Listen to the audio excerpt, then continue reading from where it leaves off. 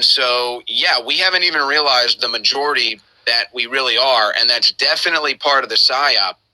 And that's why the internet censorship is so key, because the one place where we had an organic chance to actually see real world representation was on the internet with YouTube and Facebook and Twitter. And so what did the left do?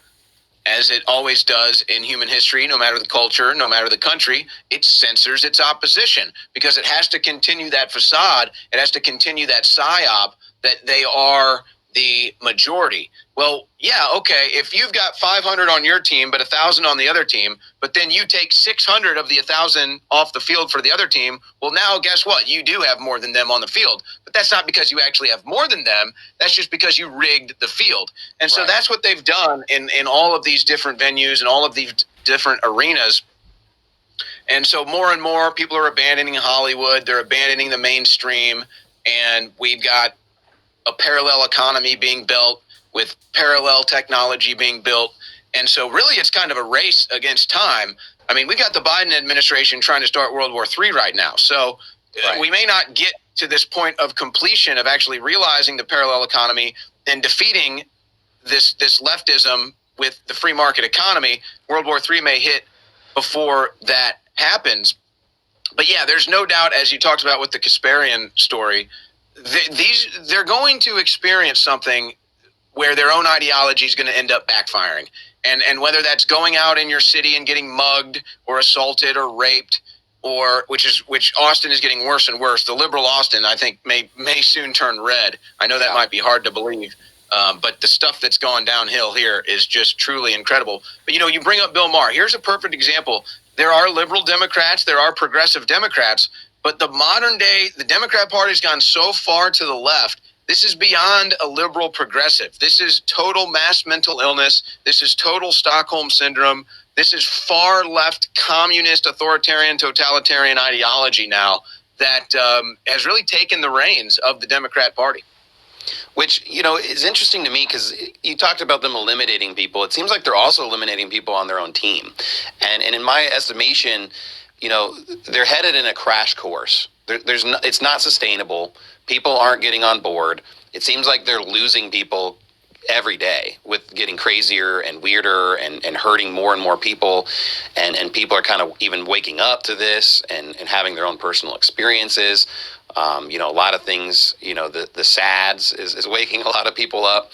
And so, in my view, it seems like they're kind of running out of time a little bit in the sense that they kind of have a lot of momentum right now.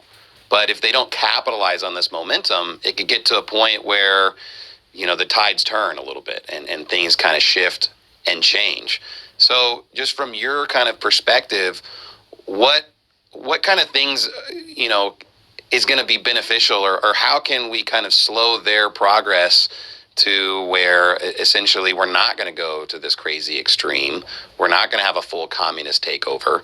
Because again, my opinion, the younger generation is not that smart. When you look at the Hunter Bidens, when you look at some of the AOCs, when you look at basically the young Democrat Party, it's not really as smart and cunning and capable as the current regime. And so if the current regime, which seems to be like 11 billion years old, all dies, who's going to inherit their, basically leftist scheme to kind of take over the country? It doesn't seem like it's going to work unless they kind of capitalize now. I mean, Klaus Schwab is how old? I don't even know how old he is. Is he 80s, like 150 or something like that? I mean, the guy's got to be close to the end, you would hope. But, you got people like George Soros. I mean, how old is George Soros? 80s, 90s? Yeah, 80s. I mean, you got a lot of these people that are kind of the ringleaders. I mean, even Bill Gates is getting up there. A lot of these people are just kind of a lot older generation. I don't know if there's a younger generation that's going to be able to carry the torch. So if they don't get it done now, it may not happen. I'm kind of interested in what your thoughts are as far as, are they just going to go full scale in the next few years because of this? Or do you think there is a competent group behind them? What was kind of your perspective? Well, surface level, you're absolutely right. And the Democrat Party is going to try to save itself politically. I don't know. They may go back to the old rag house for the 2024 election and pick another warmed up husk like Joe Biden, or don't even be surprised if it's Hillary Clinton. I think the more likely scenario is they're going to look for somebody that is more of the youth of the party, like a Gavin Newsom. They may even have an outstretched arm to Michelle Obama. They're still living in the dream world of the Barack Obama years. So the Democrats would be interested in Michelle Obama. I don't know if she is interested herself, but really, that's kind of just the surface level. As I said, this ideology has a finite time period. It'll exhaust itself out. It's cannibalistic. The real issue is what's behind the Democrat Party. Sure, the Democrat Party and what it really is now, the communist fascistic left, will destroy America politically. But what's lurking behind them is the real issue, and that's where the Klaus Schwabs and the George Soros and what we politically call the globalists enter the frame. They'd love to mop up America after the Democrats collapse it. This is part of the central banking digital currency run to have a central world bank and a central world government with World Health Organization medical tyranny, in which you basically have what will be considered a social credit score. And you'll have rations for how much you can eat. You'll have rations for how much you can travel. You'll have rations for what energy you can consume and everything else. But they have to collapse America. And ultimately, they have to get Putin out of Russia as well. And so that's the two big issues that the globalists see. And that's why they want a war with Russia. And that's why economically they're trying to collapse the United States of America. So look, if just dealing with the Democrat Party and the ideology that occupies it at this period of time, if that was all we were dealing with, I'd say, all right, girt yourselves for the worst, girt yourselves for a depression, girt yourself for a crash, get yourself prepared, and we can recover and get back to American prosperity easily within a decade, if not shorter than that. But that's not what we're really dealing with. What we're dealing with is the monster lurking behind that, which is the global government, medical tyranny, central bank digital currency, social credit score system that will mop up whatever the Democrats have destroyed.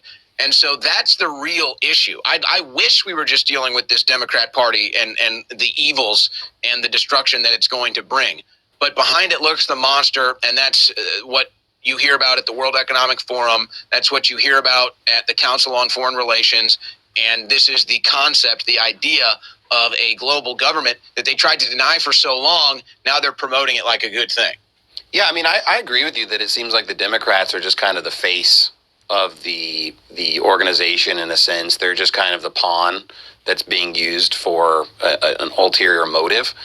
What's interesting to me is exactly what, this group, whether you call them globalists or whatever, what their ultimate goal is with America. If they want to just subdue America to the point where they're just totally under their control, kind of like in a slave type state, or if they just want to completely destroy it, because obviously America benefits them in the sense that it provides a lot of wealth, a lot of luxury. Obviously, they're reaping a lot of taxes from us. And looking at other countries, while we have high taxes right now, some countries have a lot higher. So, I mean, they could reap a lot more money from us, in my estimation. They could reap a lot more resources. If they drag us into more wars, the military-industrial complex could also profit from that. So, in your viewpoint, do you think that this globalist regime wants America actually completely destroyed and taken over by, let's say, China or just some other, like Russia or somebody else? Or do you think they want to just weaken them to the point where they're kind of under their thumb and their control? Well, there's a reason why America is still the most desirable place to live on Earth. There's a reason why most people still want to come here. And so that is, though not the freedoms we believe we should have, still probably the most free place, or definitely probably the best place to go from zero, to go from nothing to something, to build something from nothing is still probably America. Now, as far as the notion that America is beneficial to whatever power group is in charge of this global government, you're absolutely right. However, it's death by 1,000 cuts. And so they don't want to have a situation where they have to actually deal with the force of America. They don't want to have a situation where America actually has a unification awakening where we can overthrow this and take our government back and take our country back and take our future back. So absolutely, they want to try to thread that needle. They want to try to ride that wave.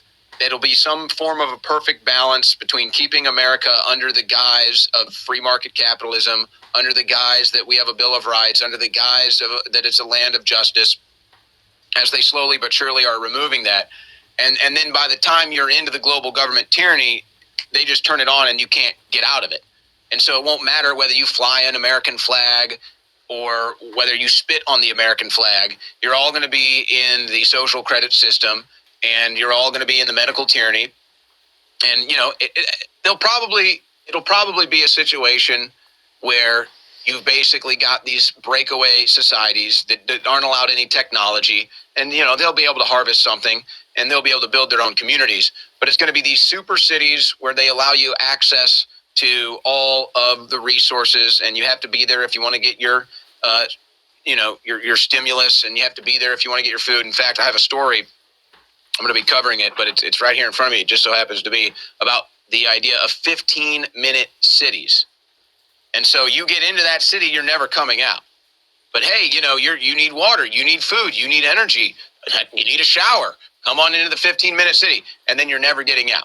And then you're going to be forcefully injected, and now you no longer have bodily autonomy or any rights. But, you know, there's no doubt the globalists have benefited from the United States of America, and there's no doubt they're going to have to try to thread the needle or ride that wave without waking up the people to such an extent that we can unify and get this concept of a global government out of our minds and out of our policies.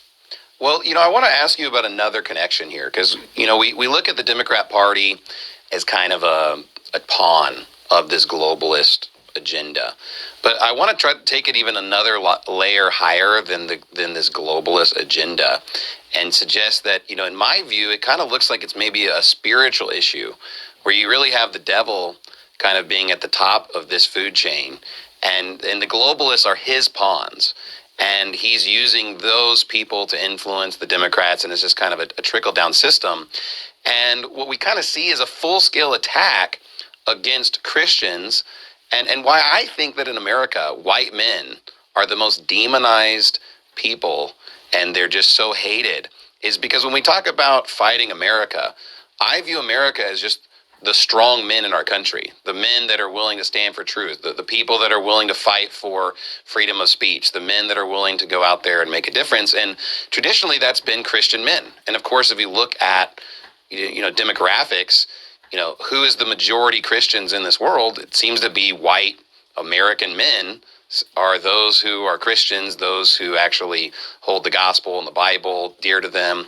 I mean, if you look at American history, it's very evident that our founders were ones who had high regard to the Bible. The Bible is what gave us our laws. The Bible is what gave us our country, and they're what built it. So to tear it down, you know, they have to use labels like the patriarchy and white supremacy and all these different things. But from my viewpoint, they're just attacking Christianity. They're just attacking the truth. They're attacking the Bible. And it's kind of the devil is just kind of using these individuals through, I agree with you, the death of 1,000 cuts. But, I mean, what is your assessment of this being like a spiritual problem, especially considering those on the furthest side of the left are just, they hate truth. They never want to hear anything that's truthful. They seem to resist truth. I'm kind of curious what your perspective is on that kind of a viewpoint. Well, this is an undeniable observation that I think it's hard for people that haven't maybe had this acceptance themselves to fully comprehend. But there's no doubt it is a spiritual battle.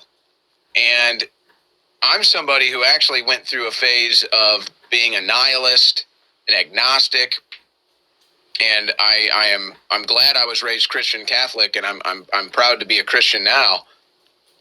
But when you go through that and you come out on the other end, on the other side, you kind of get a better idea of the psychology and the makeup, and you understand where they're coming from.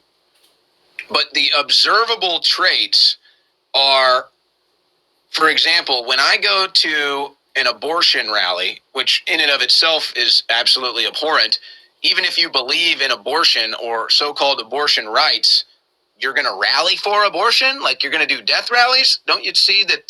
Can you read the room here? But no, they do these things, and I just show up. And within under a minute, people are already death threatening me, already wailing. I mean, you can see demons coming out of these people. And again, I know that sounds crazy, and a lot of people say, oh, well, you're nuts. It happens every time. It happens every time I go to these things. And so, and there's another thing that you may notice when pro-abortion people get confronted, and this seems to specifically happen outside of abortion facilities. They stick their tongue out and they literally start gnashing and wailing like a demon is being exorcised from their body.